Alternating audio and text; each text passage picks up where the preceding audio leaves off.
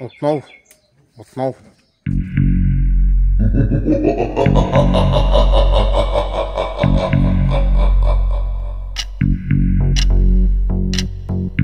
I'm here. Oh my gosh!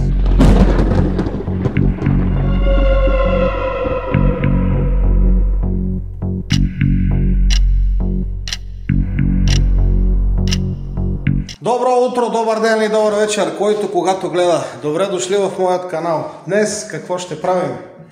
Приключение на изкуството, поредния ужас. Психотрилър. Имаме се в град Долни Дъвник, Плевенско.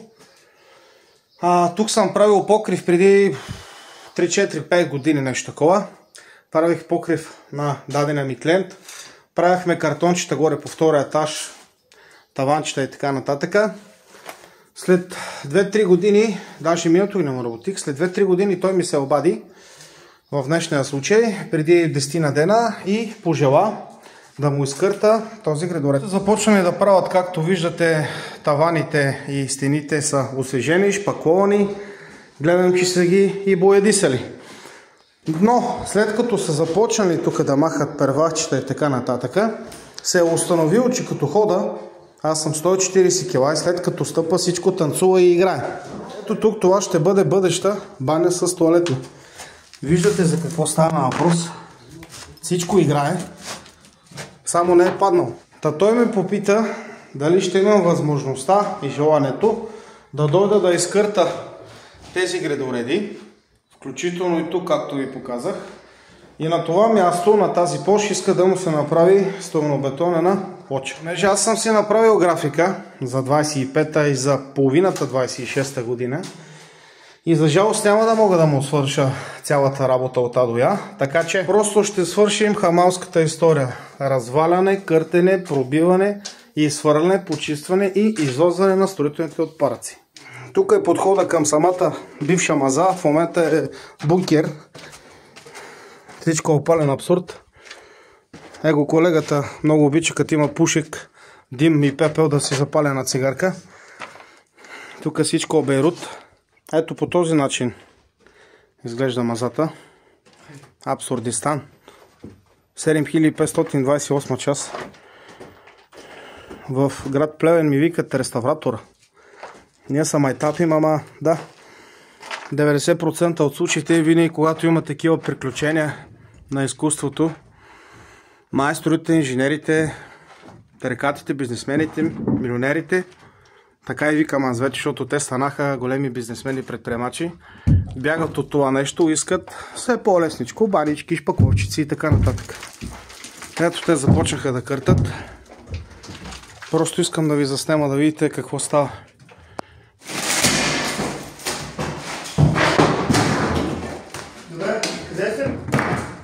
Току-що дойдох на обекта, обадиха ми се момчетата. Днес се прибих от каране, ходих по други ангажименти.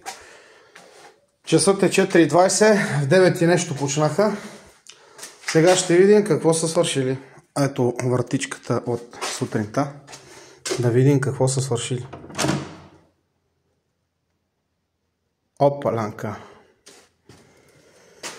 Филма бързи, смели и сърчни. Победихме официално. Една верига замина на вятъра, другата е за изхвърляне, така че 2 вериги ги пишем. Току-що щеше да ме захапа една брутално голяма смя. Майко, ходих да видя навесите там, че сме ги прили при 3-4 години. 2 метра змя ще ма изеде. Тичал съм като малко дете. Няма да видим тук какво са направили.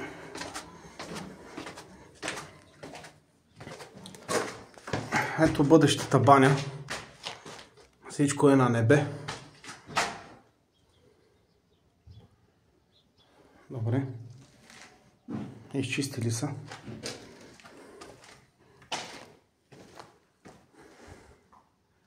Тук са оринали всички гредореди. Нещата са трагикомични. Мирише на мухъл, плесен, смрад, ужас.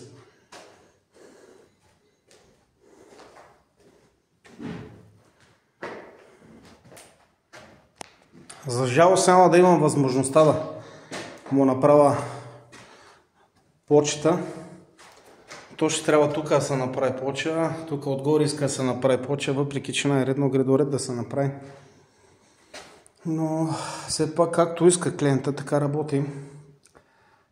Стига да е в рамките на нормалното и на допустимото, защото съм говорил с клиенти, които искат нещо недопустимо и нереално в строителството. Така че или му отказвам културно, аз не желая да ти го направя това, търси си някой друг специалист да ти прави дьочтини. Нашата работа беше да му махнем гредореда. Гредореда е махнат навсякъде за 5 часа точно. Работата ми е свършена, букука е извозен, всичко стана уникално. Момчетата товарят вече. Последен курс, бая букук излезна. Броени минути сме готови. Жегата е голяма, мизерията е голяма. Тук свърнаме други строителни отпадъци. Ма помоля господина, че само идва ли му шпако отвътре му прат. Приключихме, стана добре и бързо. Ако имате вие нужда от такъв тип дейности, кърти, пробива, извозва, хамали, транспортни услуги и така нататък, експресно звънкайте, да се договорим, да се разберем кога, къде, какво, по какъв начин. Ние сме хората. Живи и здрави бъдете, до скоро.